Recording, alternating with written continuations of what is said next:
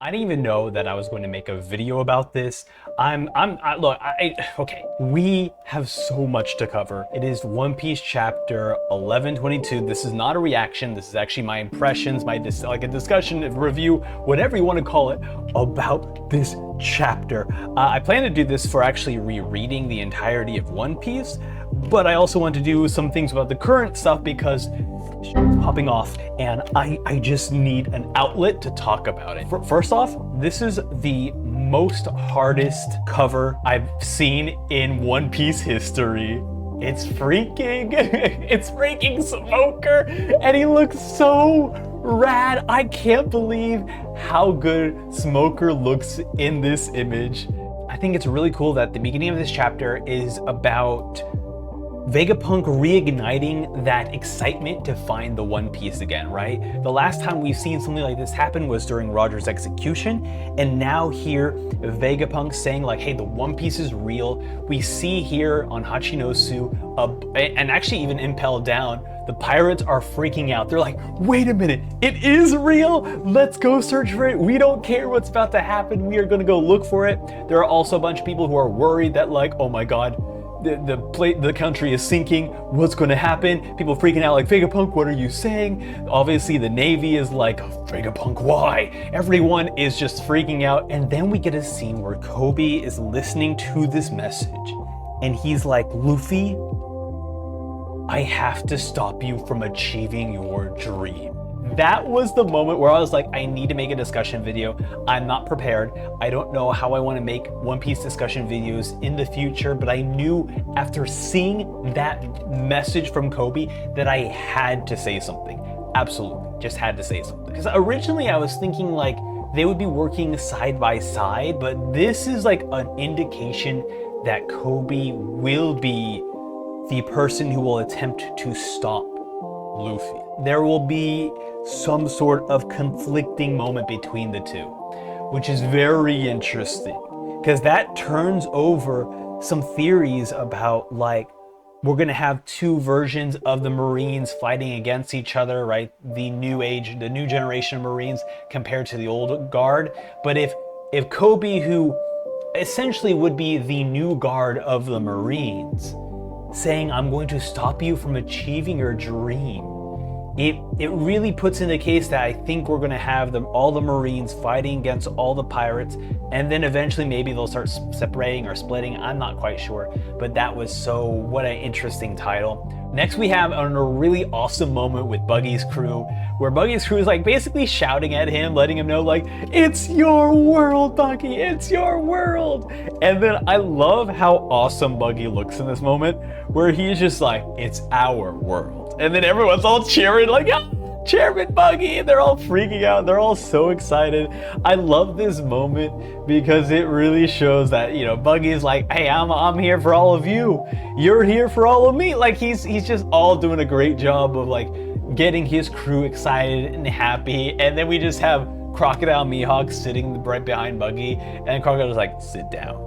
And then Buggy's like, oh, right. You know, so he's still under the thumb of Crocodile and Mihawk, but I love Buggy so much. I know a lot of people are saying this at this point, but I've also had this theory as well that Buggy will be the first person to get the One Piece. It's just how he is. Then we have a moment with Blackbeard's crew, and this was really awesome, where Katarina and Devon is like, yo, should we kill Buggy, Teach? And then Teach was like, no, bring him and I will kill him if he has the wrong information. So that really goes to show that they are very suspicious of new people. They're not just like grabbing people who say that they have messages. So I do appreciate just having that moment. We then cut to this entire scene with Emeth, and we have the moment where Venus Juro is chasing the Thousand Sunny, and we have this moment of like, Zoro, save us, right? And Zoro's like, I'm ready to save you, right? And then we cut to a moment with Emeth saying like, I'm sorry, Joy Boy. I'm sorry I wasn't able to make you king. I'm sorry for all these things. He's just like apologizing to Joy Boy. He's like, I haven't seen you in forever. And, you know, Luffy is finally kind of wanting to engage with the Iron Giant more than just like, oh my God, it's an Iron Giant. He's like, what do you mean by king? And Emmett kind of asks Luffy his name. Luffy's like, I'm Monkey D. Luffy, I'm gonna be king of the pirates, right? And then Emmett is hearing that, and it's like, D. And we just see the most insane Conqueror's Haki feat.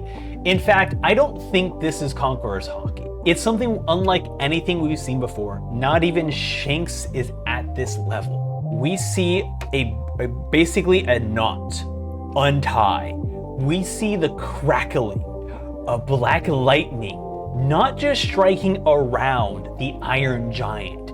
It is going what is in the panel seemingly miles beyond Egghead. This is far greater distance than the Haki-Talkie that Shanks did, right? And we have Emmett going like, he's like, thank you, Luffy, you know, you heard me, the nostalgic beat of the drums. He's like, don't die, I won't let you die. We have this huge, beautiful moment of the black lightning miles away from Egghead just striking. We have so many people collapsing. Doll is struggling to even like stand tall. And we're like, okay, that is pretty cool. He's got powerful black lightning. That's really dope.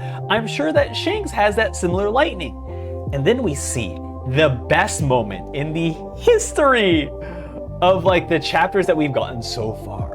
We get the amazing panel of the four elders kind of surrounding Emmett, right? They're all about to attack at once, seemingly, at Emmett.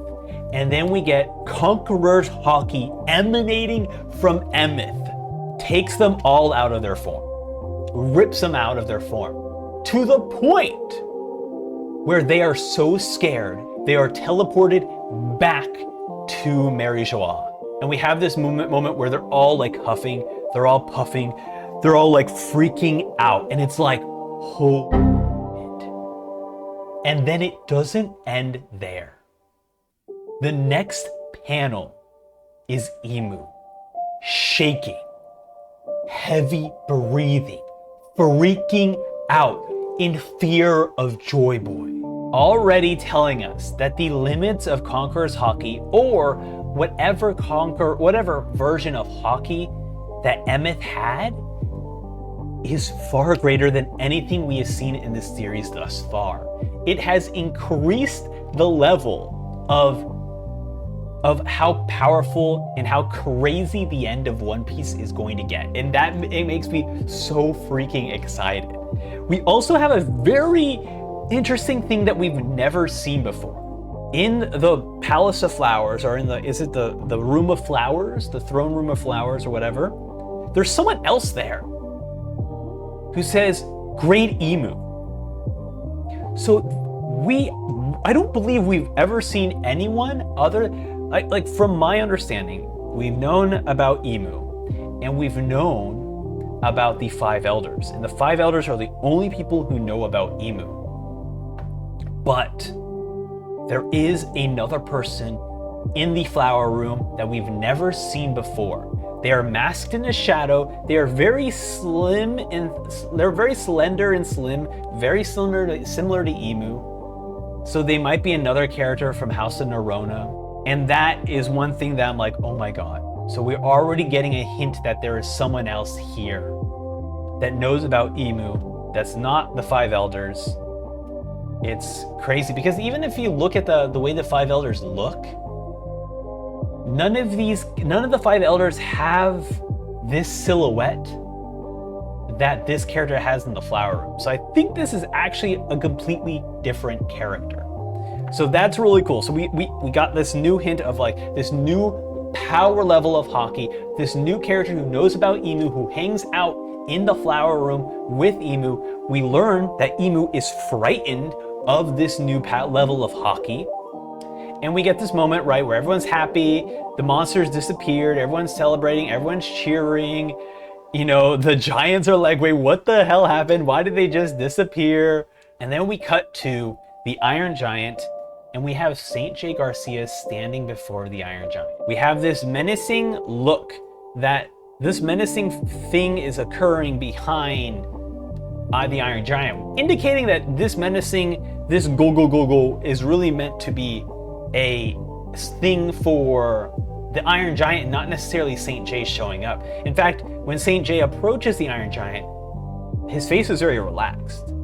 It made me indicate that maybe St. J knows who this Iron Giant is, maybe was back then. Like there's some sort of like I'm not angry at you kind of look in St. J Garcia's face when he looks at the Iron Giant.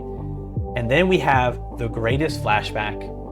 Okay, I'm being a bit hyperbolic, but it's one of those things that like it made me so excited, so happy to like One Piece hasn't even cracked the levels of like insanity, right? Because we have Joy Boy sitting on the edge of this small looking island, speaking to the Iron Giant.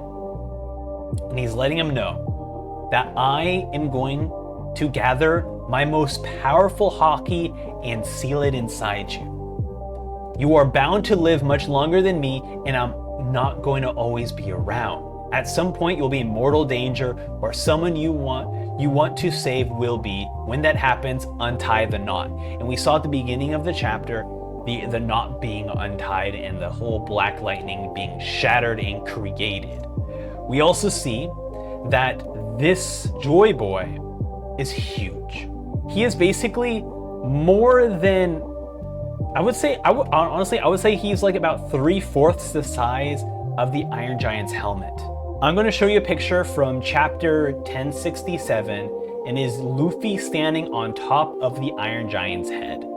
And you could tell Luffy is tiny compared to the head of the Iron Giant. So the fact that Joy Boy is as large as he is, it's definitely confirmation, fully 100% that he is in fact a giant, and that the giant hat in Mary Joie is of a Joy Boy straw hat. That basically shows you how large Joy Boy is. I love it, and I love this like small glimpse of relationship between Joy Boy and the Iron Giant. Joy Boy like, hey, I can save you in the past. I'm always gonna be here to protect you, buddy. I will always be living inside you, so no matter what, you won't ever forget about me. And I found that to be really adorable, really cute, and that's how the chapter ends. Doesn't seem like there's any break, so we're gonna have a pretty awesome next chapter if we are really going to go back to Mary Joie just to see more of how Emu felt and what Emu was going through. But this chapter was absolutely incredible. That's it for my review. I mean, it's not really a review. I'm just talking about how awesome of a chapter this was of One Piece chapter 11. 22. I was just very excited about this chapter, reading through it, and I was like, oh my god, I need to talk about it somehow, because we'll be doing a lot more anime discussions on this channel. I definitely want to cover JJK, Hunter x Hunter, Chainsaw Man. There's a lot I want to cover on this channel, so this is kind of my introduction to like figuring out how I want to do discussion videos, because I'm really just looking at the chapter and then just going off. I'm not even really taking notes or outlines or anything on this one. So, all right, that's it for me. Like and subscribe if you want to see more of this kind of content. And you know, because I'm a pigeon. I'm a pigeon controlling a mech. So you know, this is basically me the pigeon, and this lady mech is basically the relationship between Joy Boy and the Iron Giant. I'll be honest. Okay, anyways, that's it for me. Goodbye now.